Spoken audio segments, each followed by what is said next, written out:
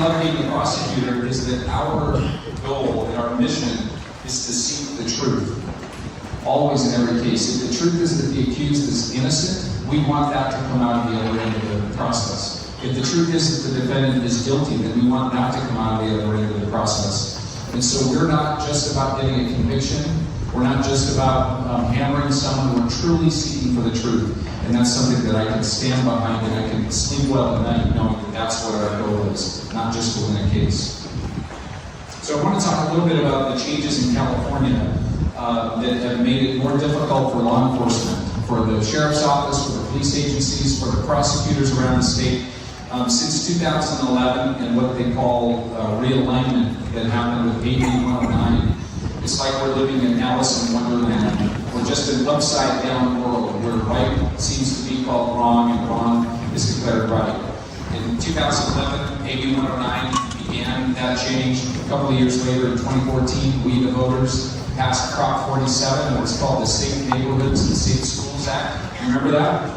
Safe neighborhoods and safe schools, but it was really to let people out of jail, decriminalize felonies and make them misdemeanors, and allow the kind of homelessness and drug situations that we're seeing in San Francisco and Los Angeles to happen with no accountability whatsoever.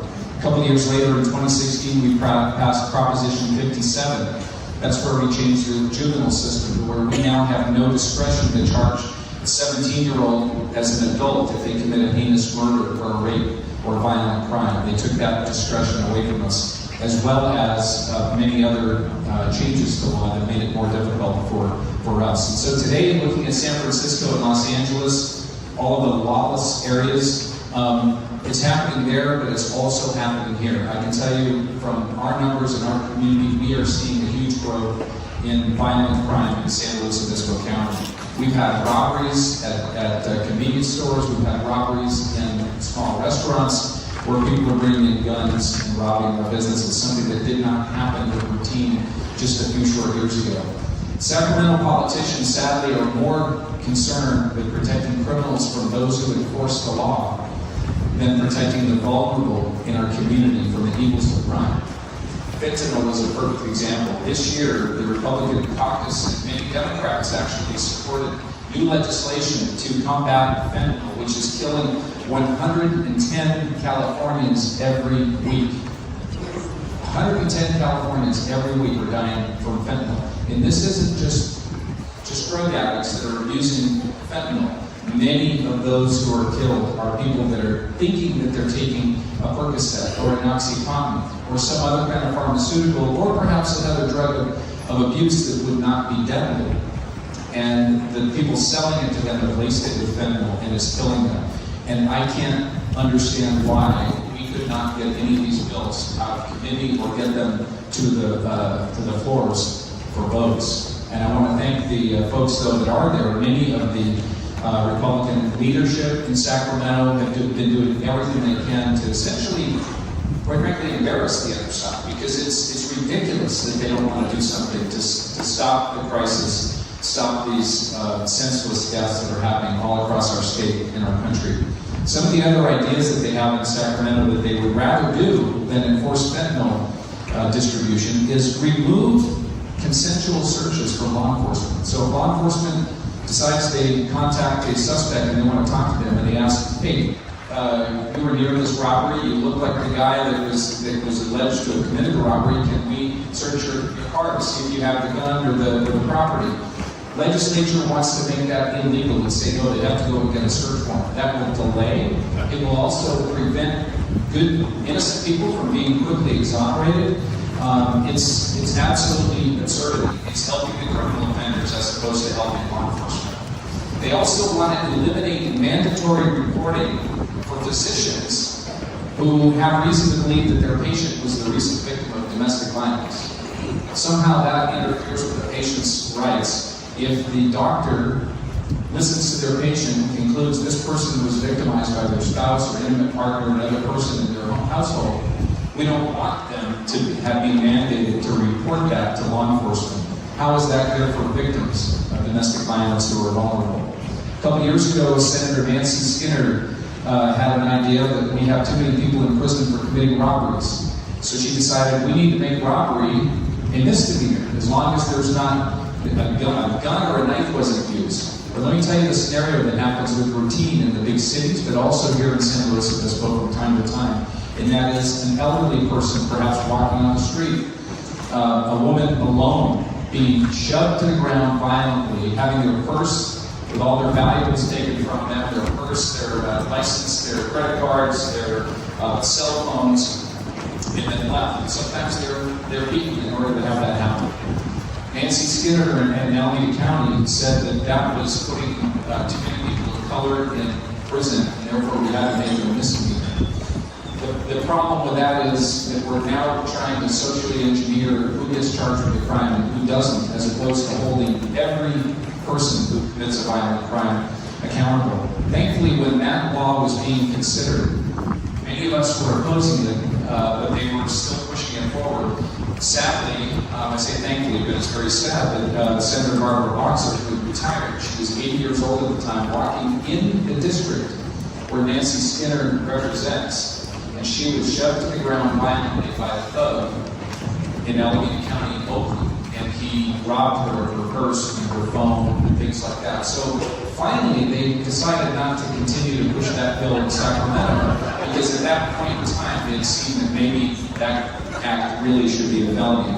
But this is the mentality, sadly, of the supermajority in Sacramento, which is why it's so important that we return to a state that supports law and order and holds offenders accountable and supports victims of crime.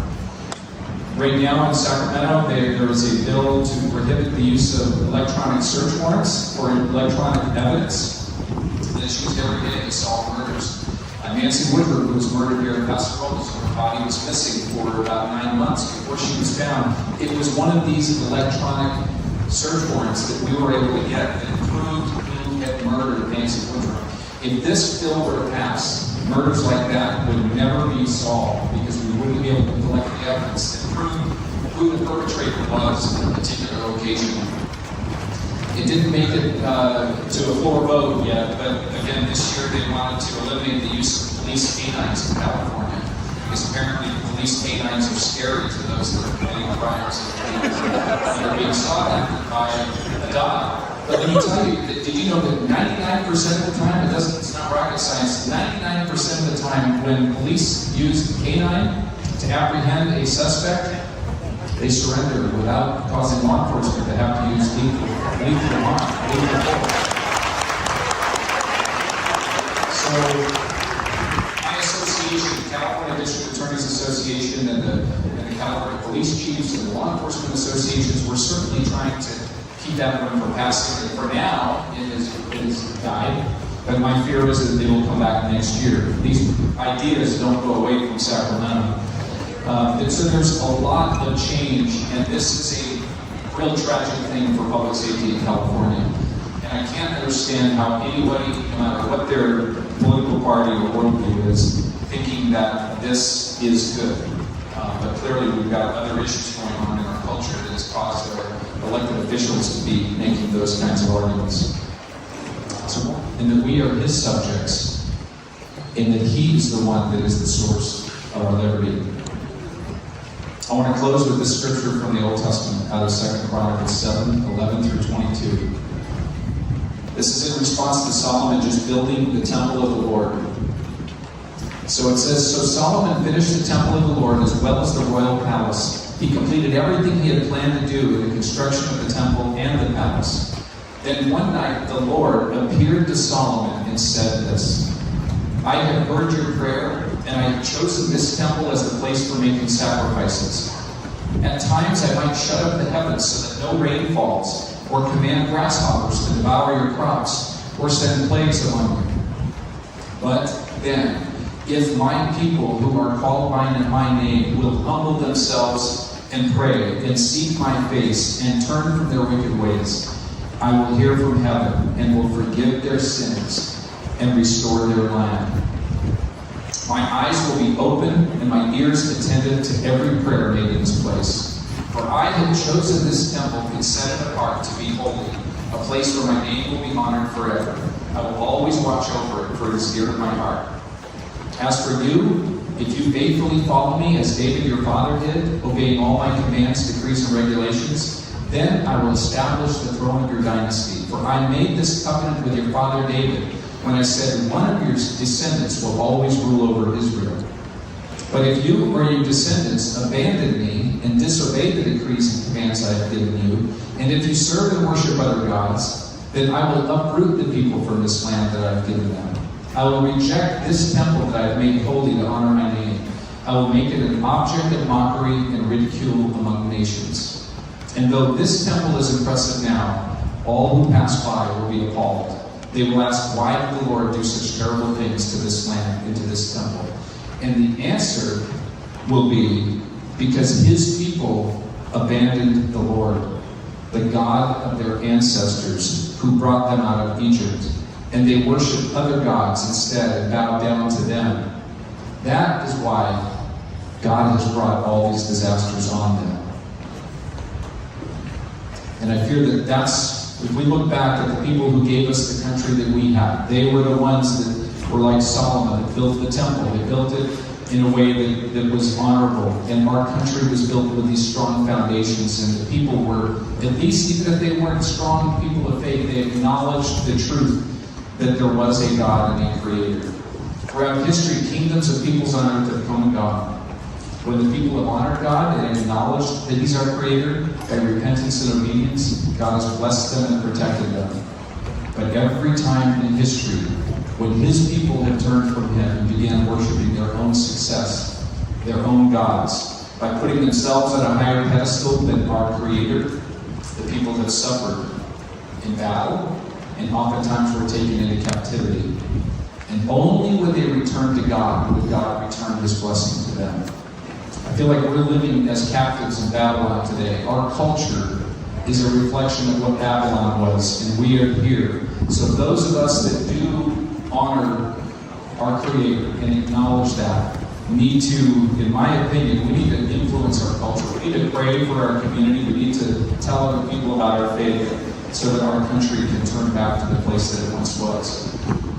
While a Republican president, a Republican governor, or legislature would be wonderful to have, it's not the answer, the best answer to our problems.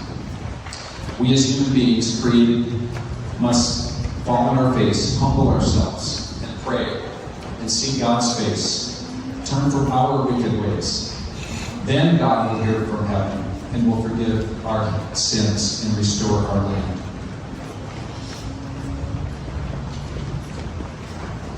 Finally, since it's a Lincoln and a Reagan dinner, President Ronald Reagan said, if we ever forget that we're one nation under God, we will be a nation gone under. And of course, Abraham Lincoln, a deep man of faith, said, sir, my concern is not whether God is on our side. My greatest concern is to be on God's side, for God is always right.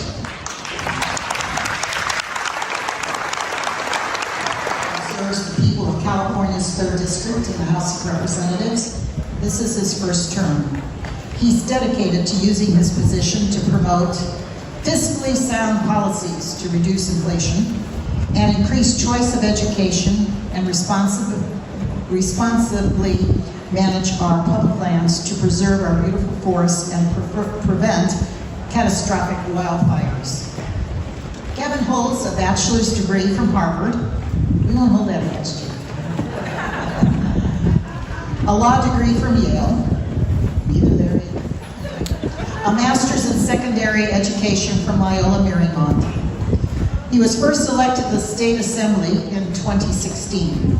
He introduced the most significant school choice legislation in recent years and laws on protections for sexually assault victims, for privacy, criminal justice reform, and freedom of speech. Important to note, this is close to my heart because our local board of supervisors, majority just increased their salary by 26%. Kevin gave up $40,000 in annual income by declining the per diem allowance. He also declined a pay raise in 2021. Kevin now serves on the House Judiciary Committee and the Education and Workforce Committee. Now, I might add that Congressman Kiley must be doing something right because he's now on the Democrat hit list for 2024. Now, saying that, you can go to his website and do some online donation, and I'm hopefully that he'll leave some envelopes for us so that we can put our checks in for his re-election in 2024. Please welcome our modern-day warrior and my adopted congressman, Kevin Kiley.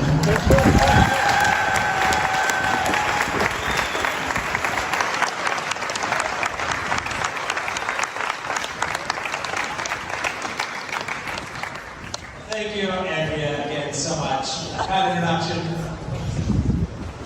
And for, excuse me, your extraordinary service to this county, our state, and our country. It is so great to be back in St. Louis, Obispo. I gotta tell you, I've been to almost every county in the state and been seeing a lot of Republican parties. This is one of the very best.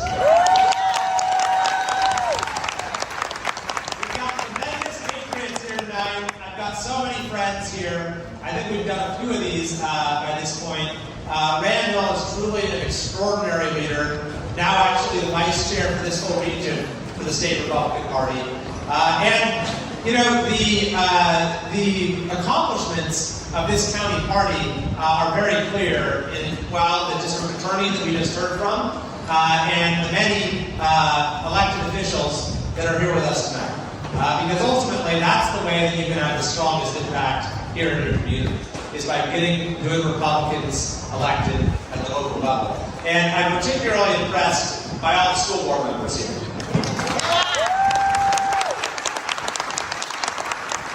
There might be no more important position in America right now than being a member of a school board. So let's give another round of applause.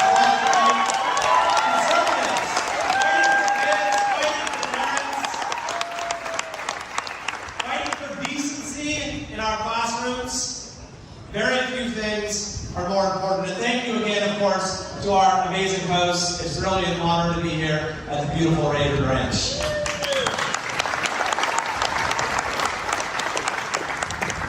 So I figured I'll get something out of the way right off the bat. Who here has heard of a guy named Adam Schiff? Raise your hand. All right, who here heard about a vote related to Adam Schiff last week? Who heard about my vote and that vote related to Adam Schiff last week? All right, so let me tell you what happened. Was it Wednesday? On Wednesday, we get word that this resolution is coming to the floor to censure Mr. Schiff for abusing his position of trust on the Intelligence Committee to lie to the American people and thereby spawn a completely wasteful and destructive investigation that was all based upon a hoax, designed to basically overturn the results of a presidential election. There have been few more serious offenses in our country's history. than what this individual did. It was a historic abuse. And so this is all outlined in the resolution, so the idea is we're going to censure it. So I only learn about this a few hours before it comes to the floor. I read the resolution, I'm looking through it, okay. And then I get to the last clause. And I felt nauseous. Because as soon as I read it, I realized that this was unconstitutional, that particular clause. And so what it did is it said, we're going to fine him, we're going to censure him, we're going to fine him $16 million. Well, that would be really satisfying to see him fined $16 million. He deserves far worse. But we have a lot of provisions in our Constitution that prevent that from happening. It's called a Bill of Attainder. There's the 27th Amendment that deals with the pay of members of Congress. There's the Due Process Clause that says you can't be deprived of due process with your property without due process of law. There's the Excessive Fines Clause, the 8th Amendment. It occurred to me that I don't believe it's constitutional, and I don't think a court would believe it's constitutional. And so what would happen if we passed it is he would then go to court, sue, get it thrown out, and then claim vindication. And by the way, he's running for U.S. Senate, and it would be a boon to his campaign. And then maybe we'd be dealing with him for decades in one of the most powerful positions in the country. So I went up when this resolution got there, actually came up for a vote, and we had 5 minutes to vote. I sat there for a few minutes, and I felt physically sick as I pressed the button to say I'm going to vote to table this now. In addition to the practical consequences of it, my view is I took an oath to defend the Constitution of the United States. I'll certainly never vote for something I do in the Constitution. So after this happened, I heard from a few people. I heard from a lot of people. I've really never seen any reaction quite like it.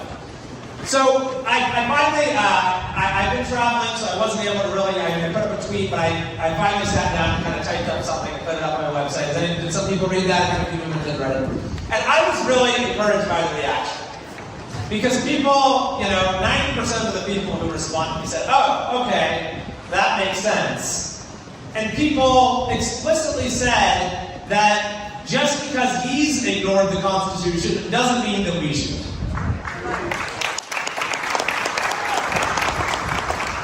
That if we do that and we sink to their level, then what are we really fighting for at the end of the day? So I was really, really encouraged by that. And the good news is that the author of the bill, of the resolution, is taking out that one clause. It's going to come up again in a few days. I'm going to vote for it, and I think it's going to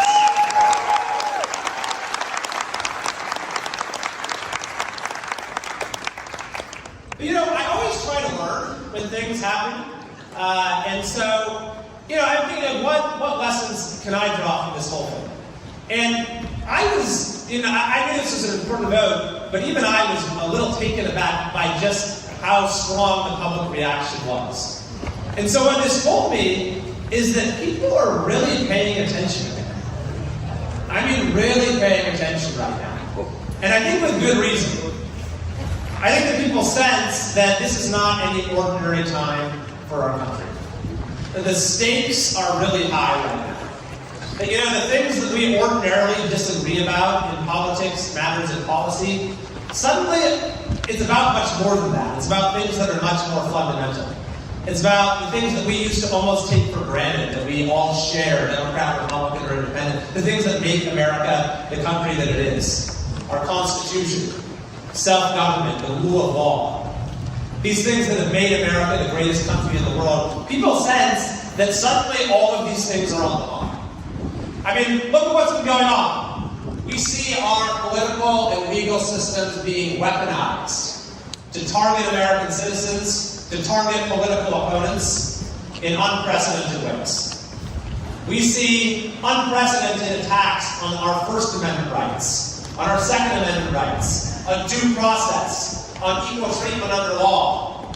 So our political institutions were already on pretty shaky ground, and then we had something come to us called the coronavirus, and suddenly these institutions just collapsed entirely.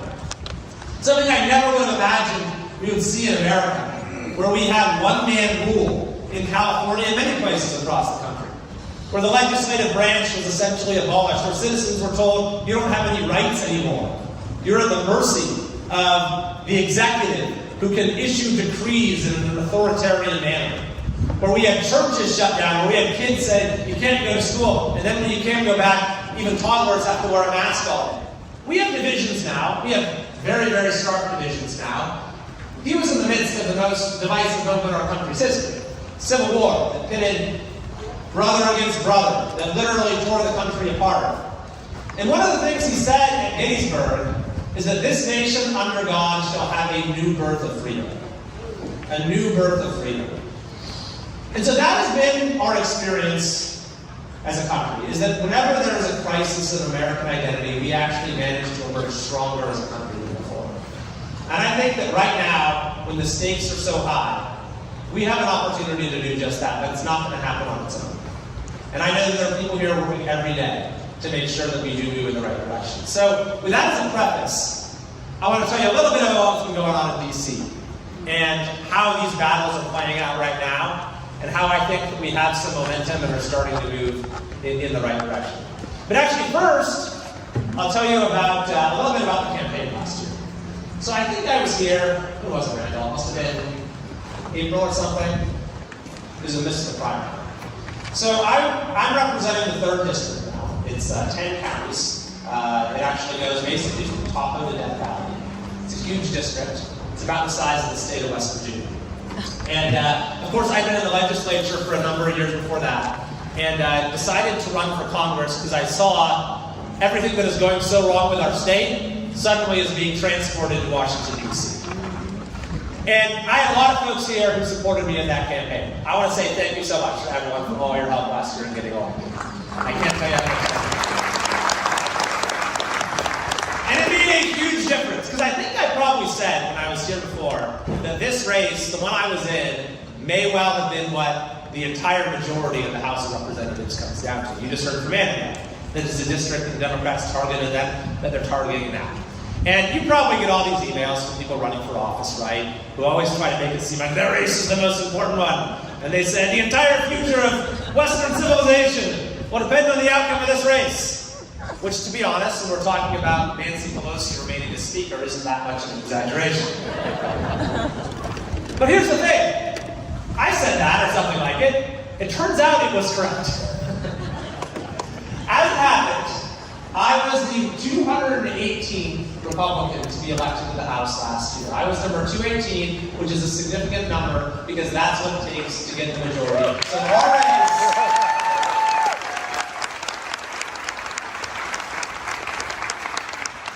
our race actually was the one that ended the speakership of Nancy Pelosi.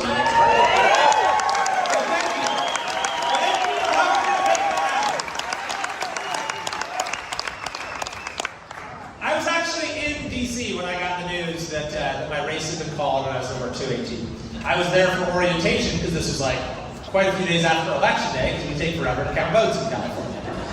Got to get that fixed. Scott has some ideas for getting that fixed, by the way.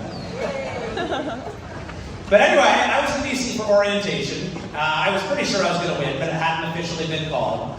And suddenly it's called, and you know, my phone starts like blowing out with texts, congratulations and so forth for people. And then suddenly, like, the text just multiply, and I get started getting calls, and my phone really starts blowing up. What had happened was that President Trump that night happened to be announcing his campaign for president on that particular night. And someone had given him the word right before he went up on the stage. And everyone you're watching, he was at Mar-a-Lago, all the American flags. Then my race had been called. And so President Trump begins his speech for his campaign for president by noting that I had just been the 218th person elected to the House of Representatives.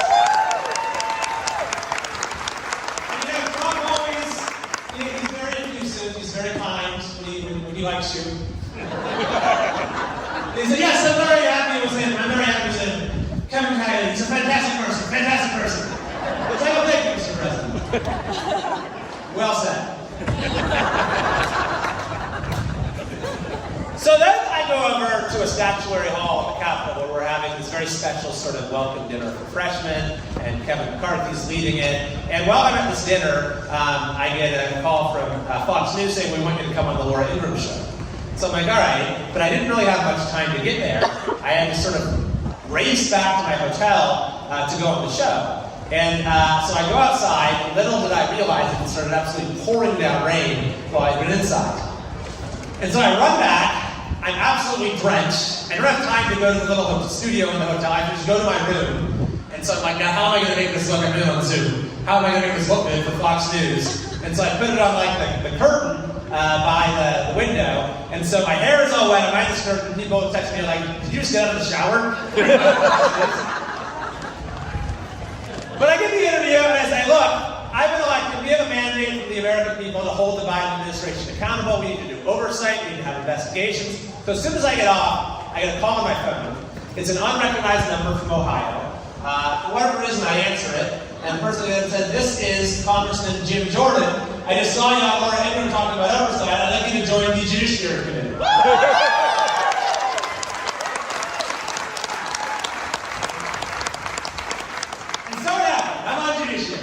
And Jim's a great leader. I'll talk about that a little more in a second. But so far it's been, what, about 5 months since I've been there. And I think we've gotten quite a bit done. And I get asked all the time, by the way, since I was in the legislature, I was in the assembly, how does it compare? Sacramento versus DC, the legislature versus Congress. And there are some differences. For one thing, it's a lot farther away. I live about 30 miles from the state capitol, so I was one of the few who got to sleep in my own bed at night. That doesn't happen anymore. I'm leaving for DC at 11:30 p.m. on Monday. I get to take the red eye. So I get to spend a lot of time in the air. As I mentioned, I have big districts, so I spend a lot of time in the car as well. Another difference is there are a lot more Republicans in the U.S. Capitol than the state capitol. Yeah. And we do have a majority now. We have a 5-seat majority, 23 Republican members of the House. There were 18 of us in the state capitol. We could all fit a couple of minutes. So that is nice. But there are also some things that are kind of similar. I'll give you one example. When I was first elected to the Assembly, this was 2016, I go to the sort of orientation, and they give you your member card. I actually have mine on right now for Congress. But they have one for the Assembly as well. And so, they give it to me, they give it to everyone. We're all walking around wearing these things for about a week. When suddenly someone notices something is wrong on the pin. It says California State Assembly, except California is misspelled. I see Bill Cardozo. Do you remember this, Bill? It says California State Assembly. What does this tell you about the condition of education when they can't even spell the name of the state? So I've carried this photo around with me the last 6 years. People don't even believe me when I tell this story. You're going to see it, I have it on my phone. I'll show you afterwards. California State Assembly. So anyway, I get to DC in January. Okay, I'm be sworn in as a new member of Congress. I go to my office, which is in Longworth, 1032. If you ever visit, please come by and say hello. I go to find my office. Outside, there's a sign that says Kevin Kiley, represented state of California.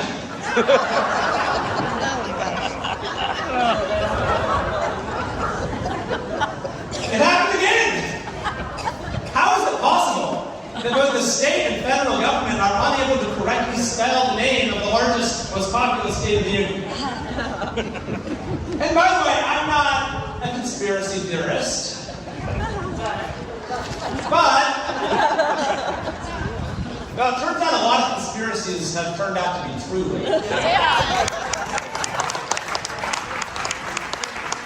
I saw something the other day. You know what they call conspiracy theories now? Spoiler alerts. So I'm not a conspiracy theorist, but there are five new members of Congress in California. Myself and John Duarte are the Republicans, and then there are 3 Democrats. And so I asked Duarte if they spelled California. He didn't even know. He's like, oh my God, they spelled California wrong on my door. 3 Democrats, they spelled it correctly. And of course, Pelosi was in charge up to that point because the new Congress hadn't been sworn in. So my suspicion is that this was her payback for me firing her as Speaker of the House.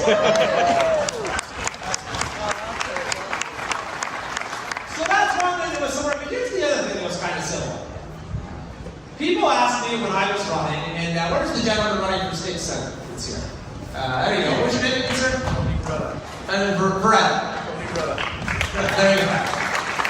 I think you have a great, so it looks like you have a great candidate there. You're probably getting asked this as well. When I was first running for Assembly, I was always asked, how the heck are you ever going to get anything done as a member of the super minority or the super duper minority? Have you been asked that?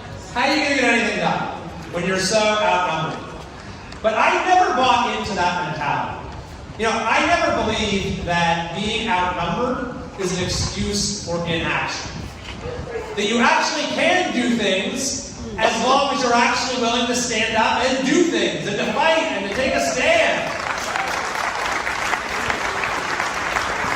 To be creative, to be resourceful, to make people uncomfortable, to make things unpleasant if necessary, to use every tool and every resource at your disposal, and I think we were vindicated in that.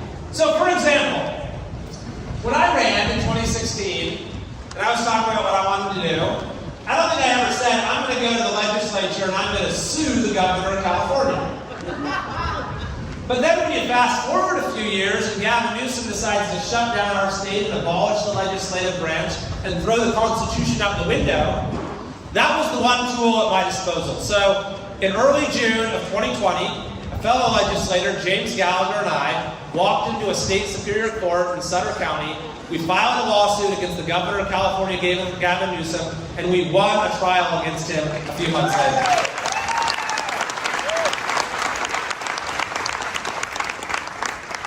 When you look at all these crazy COVID bills that they tried to do last year, so of course we know everything Newsom did.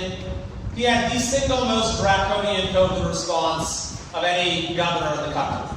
Whether it was business shutdowns, school shutdowns, church shutdowns, whether it was vaccine mandates, vaccine passports, mask mandates, each and every step of the way, California had the highest level of government coercion and control. And yet, last year, you had a group of legislators, they called themselves the Vaccine Work Group. They get together and they say, no, Gavin Newsom didn't go far enough. Do you remember some of these bills? I think there are folks here involved in fighting them. Moms for Liberty is represented here. There we go. An outstanding example of someone who led the charge for parents and is now on the school board herself. Fantastic. Who's the other one? And Rebecca as well. All right, there we go. So these bills were so bad it was unbelievable. Very worst of the worst, we're saying vaccine mandate for all school children, private school, public school, no personal belief exemption, no religious exemption. There was the bill that said we're going to defund the police. If you don't go out, if you're a sheriff and you're not out there enforcing mask mandates, curfews, lockdowns, we're going to defund you. There was the bill that said if you're a business owner, any small business owners here? All right, wow, that's incredible. Notice how small business owners tend to do Republicans. There was a bill that said that you, as a small business owner, you need to demand papers of your employees and fire them if they don't have their proper vaccinations. There was the bill that said that we're going to take away parental consent for kids. Can go and get a vaccine without the consent of their parents. Well, when these bills were first rolled out, everyone said, well, it's California, there's the supermajority. We've been absolutely crazy this entire time. Of course these bills are just going to sail through. Is that what happened? No. We had other ideas.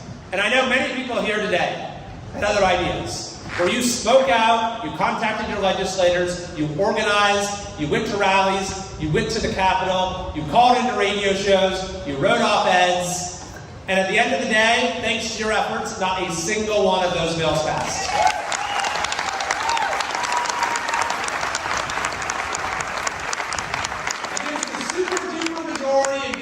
And by the way, the one really bad one that did pass, the one that said if you're a doctor, we're going to take away your license if you spread misinformation about COVID, that one did pass, but it's being struck down by the courts.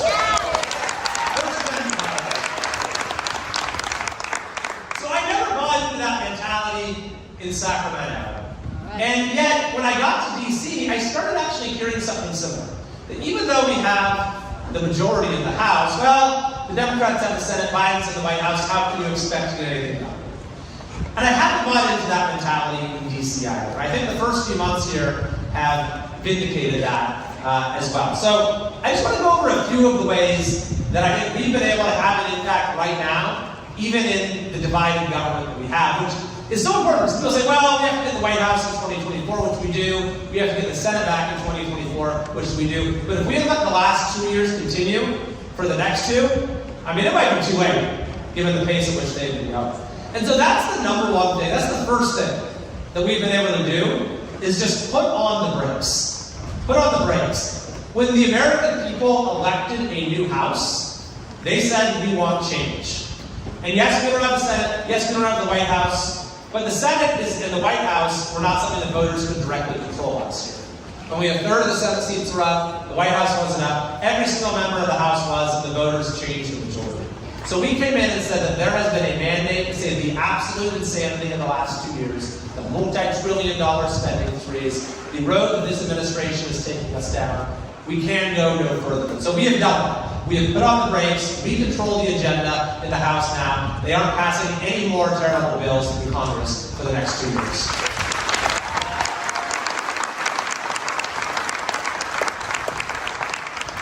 And then there's the second way that we're having an impact, and that's what I mentioned in my conversation with Jim Jordan. Oversight. Oversight. Holding the administration accountable. So one of the ways that we do this is through hearings. And does anyone get my emails? If you don't get it, just Google my name and blog, Kevin Kiley blog, and you can sign up and get it. So I've been keeping you posted on some of these hearings we've had with cabinet officials. This is one of the things I talked about when I ran. If you get the majority, you can, in the House, you can do effective oversight because you don't need the permission of the Senate. A bill has to pass both houses, but if you have control of one house, then you have the full, panoply of oversight powers, including the ability to subpoena, to demand documents, and to bring in administration officials to testify. So in the last few weeks alone, we've had 3 cabinet secretaries. We've had Javier Becerra, the Health and Human Services Secretary, Cardona, the Education Secretary, and the Acting Secretary, more on that in a moment, Julie Sue, of the Department of Labor. And so each time I've gotten 5 minutes, or in some cases more, to hold them to account for the terrible policies they've been doing and for the ways that they're leading our country down the wrong path. And in many cases, there have been repercussions. Just to give you one example, I had this exchange with Becerra, it was this last week, on masks. Did anyone see this? Yes. I kind of warmed him up with a little bit of a friendly question. And then I just asked him straight up, did forcing 2-year-olds to wear masks save lives? And Becerra didn't quite know what to say. And so I pressed him on this issue. Can you point to any public health benefit right now to forcing 2-year-old children to wear masks? Because he was in charge of Head Start, his department, that had this mask mandate. And so this clip has kind of gotten a lot of attention. They had it on Fox News. And just to give you some sense of the blowback, you've actually had multiple newspapers write editorials saying Becerra should be impeached based upon the answers he gave to the questions in this hearing. So, which is not, I've always said when people ask about impeachment, I'm actually on the Judiciary Committee. We're the jury, basically, in impeachment, so I generally don't comment on it. That's probably not going to happen, but it just gives you a sense of the impact that you can have just in a few minutes when you have a member of the administration sitting there and they have to answer your questions, or at least they're supposed to.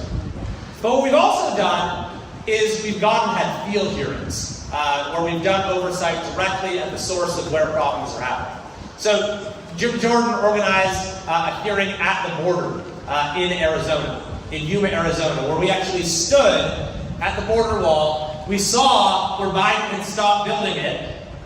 We saw the gap in the wall, and what do you think happens? Come right through. We saw where the migrants just line up, and they wait for Border Patrol to just come and get them and shuttle them to be processed. They want to be processed because then they get a card and they get benefits. Basically, we've turned our Border Patrol agents into Uber drivers. They just come and get them and take them to get processed. In fact, if there are enough, the migrants get their own Uber. They literally do. They get an Uber and go and get themselves processed. We visited the hospital, where they don't have the resources in their maternity ward to actually serve their own citizens, because you have so many people coming over the border just to access services there. We talked to parents who have lost their kids to fentanyl. I actually brought as my guest in the State of the Union a couple who lost their child to fentanyl poisoning. And, here's the irony, by the way, is that Mayorkas says the border is secure. Have you heard him say that? The border is secure. It's a total joke, but the irony is the border actually is secure on the other side. It's very secure. No one comes through without the blessing of the cartels. They're getting something out of it. They're getting paid. They're sending people into the horror of human trafficking, and they're sending over unimaginable amounts of fentanyl to poison our young people, such that that is now the leading cause of death for young people in this country. So we held an oversight hearing on immigration. We went to New York City, we went to Manhattan, where we held an oversight hearing on crime and heard from victims of all of the crimes that Alvin Bragg is not prosecuting, the real crimes. And so when we've done these hearings, we've then seen the administration has actually suddenly started to pull back a little on some of its more radical policies. So, and then, Jim Jordan begins every week when we fly in and have a meeting of the Judiciary Committee. And we go over the agenda for the week. And he's bringing in people every week to do hearings, to do depositions, to do recorded interviews, where we find out what's really been going on and how these agencies have been weaponized and how they're targeting American citizens. You should tune in a few days because we're having Durham in. Have you heard of Durham before? Durham himself is coming into the Judiciary Committee, and I think it's going to be a very interesting hearing. So stay tuned. So that's number 2 is oversight. Number 3 is just changing the way that the House is run. The very first vote we took on 2 a.m. when the speaker thing finally sorted itself out and we were sworn in, is we voted to end proxy voting. No more voting from the golf course, no more voting from the beach. You have people the last 2 years, Democrats, who would show up once and then vote by Zoom for the rest of the year. It's an absolute joke. They voted for this massive omnibus bill, $1.7 trillion, and they weren't even there. So our first vote, we ended proxy voting. You want to be a member of the House, you have to actually show up and do the job. And we also, on day 1, finally reopened the United States Capitol to the American people.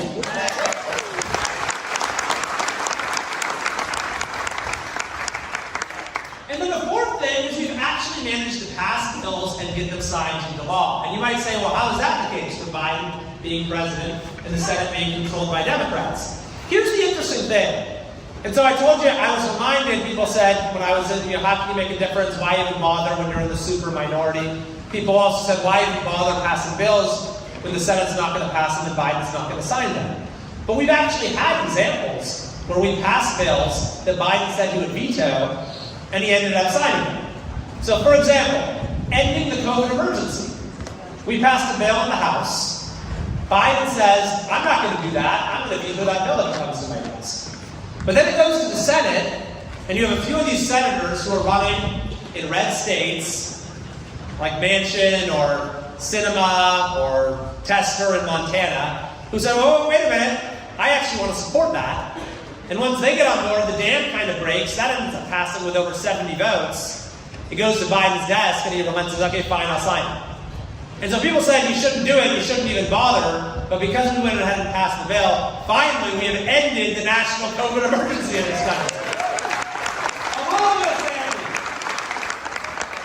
And we've seen that happen for a few other bills as well, and we have some others that have now passed the House that I think could be very, very significant. We have the Lower Energy Costs Act, which is the biggest bill for energy independence in a long, long time. We have the Secure the Border Act that passed the House, the most comprehensive border security bill, perhaps in our history. We have the Parental Bill of Rights, to put parents back in charge of their kids' education. And by the way, we passed the Protect Women and Girls in Sports Act.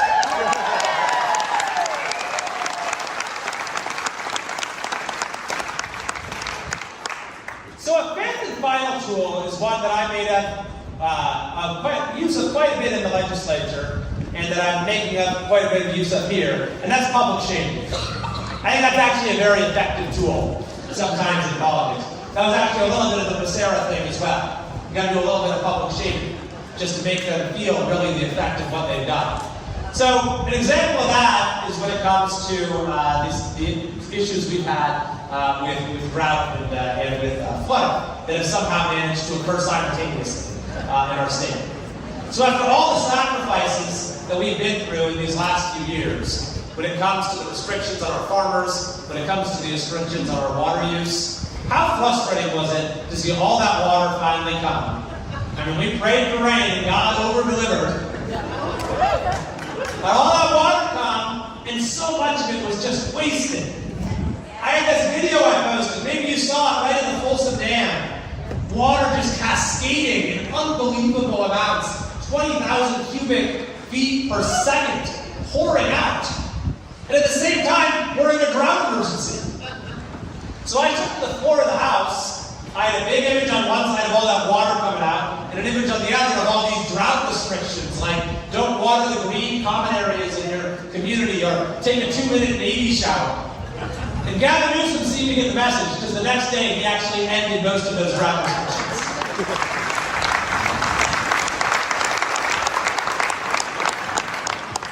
Okay, speaking of Newsom, I'll say a few words about our governor, my constituent actually, because I know it's getting a little chilly, and then we'll wrap up. He does happen to be my constituent, lives in Fair Oaks, in my district. Don't think I got his vote. Be a little concerned if I did. But I think Newsom, when I got elected to Congress, kind of breathed a sigh of relief. He's like, whew, all right, I'm off the hook. It's quite the contrary, quite the contrary. I now have many more tools at my disposal, we all do, to hold Gavin Newsom accountable for what he's doing to our state. And it's especially important given that Newsom has designs not just on ruining our state, but our country as well.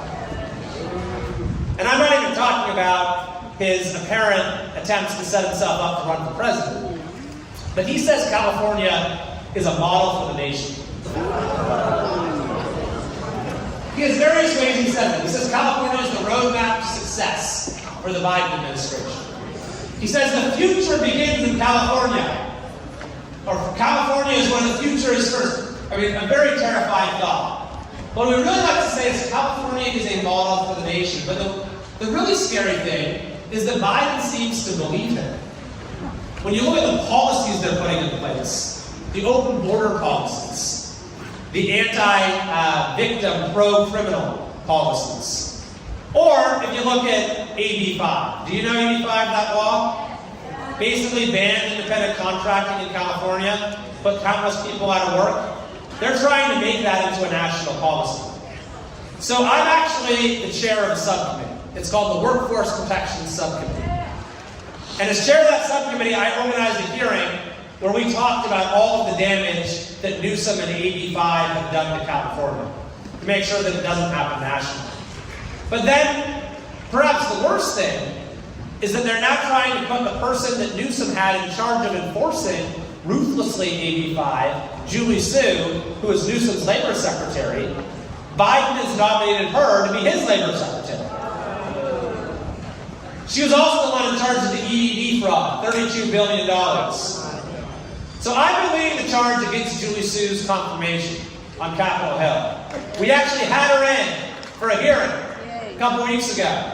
And it's great because you only get 5 minutes to question, but other members kept yielding me their 5 minutes so it could go on. So she kept thinking, oh, they're done. He's done. And then, oh, hey, I'm back.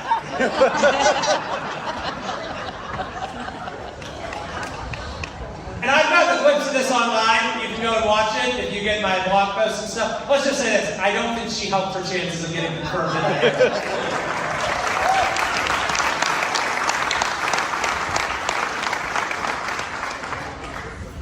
Newsom was also on Hannity the other day. Did you see that? And he says the California exodus is a myth. It's the Fox News myth. That's what he says. The Fox News myth of the California exodus. Let's just take a poll. Has anyone here had someone you know, friend, family, leave California the last year? It's the Fox News myth. Isn't it interesting that the Census Bureau and Newsom's own finance department are propagating the Fox News myth? All their data shows that we have people who are leaving this country in record, or this state in record numbers. But there are other ways that we're able to hold him accountable. For example, he now wants to appoint our next U.S. Senator. Have you heard about this? They're trying to get Feinstein to resign. Maybe she should resign. She doesn't seem to be, necessarily capable of doing her job. But the thing is, they've been trying to get her to resign for years. 2 years ago, Newsom said, I already know who I'm going to appoint if Feinstein resigns. So now you have this whole thing going on where Newsom just can't wait to install our next U.S. Senator. He's even talking about appointing Oprah to be the next U.S. Senator.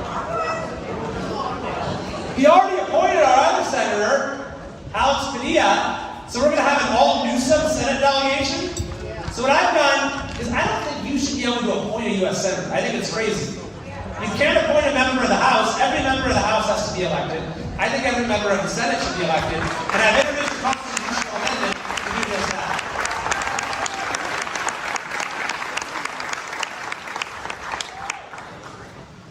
And then there are other things that we can do. In fact, I'll tell you one more. This is not official yet, but I wanted to let you know that I've been working on a bill that I'm pretty excited about that will probably be introduced here in the next couple days, and that is to end sanctuary cities in the United States.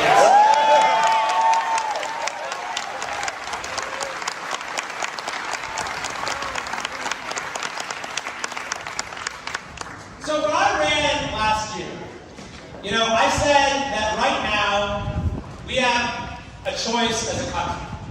Are we going to continue to go down the failed path of California, the path that Newsom wants to take us on, or are we going to return to the principles that have made America the greatest country in the world? I think that we all in this room, not really a room, but a beautiful branch, have a very important role to play in helping America make the right decision. Because we have seen what's happened to our beautiful state. Look what's happening in San Francisco. Newsom's home city. Pelosi's home city. San Francisco right now is declining faster than any major city in the United States. You have a business that's leaving every day. The last few weeks, you've seen Nordstrom leave, you've seen Whole Foods leave, AT&T, just Westfield Mall. The historic Westfield Mall just said they're surrendering the facility to their lender. One of the most beautiful cities in the world, one of the most beautiful states in the country, the greatest state in the country. And radical failed policies are ruining for everyone. So we need to tell the rest of the country what has happened here. That California is not a model for the nation, it is a warning to the nation. Exactly.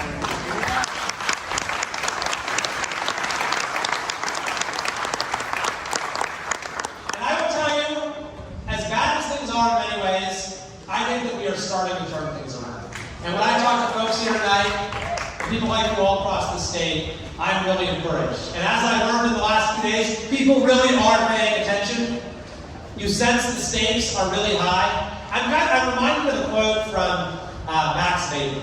He said, politics is the long and slow boring of hard boards. I first read that quote 20 years ago. I said, what does it mean? It means usually politics is something that happens incrementally. It's a grind. It's something where, it happens bit by bit, changes. But then every once in a while, there are moments where politics take on a much larger meaning, and when there's much more at stake, and where suddenly everything is on the line. And I really feel like that's one of the moments that we're in right now. So I want to say thank you so much to everyone here for what you are doing to support the cause in your county, in our state, and in our country. And I really am optimistic that we're going to turn things around and get our country on the right path.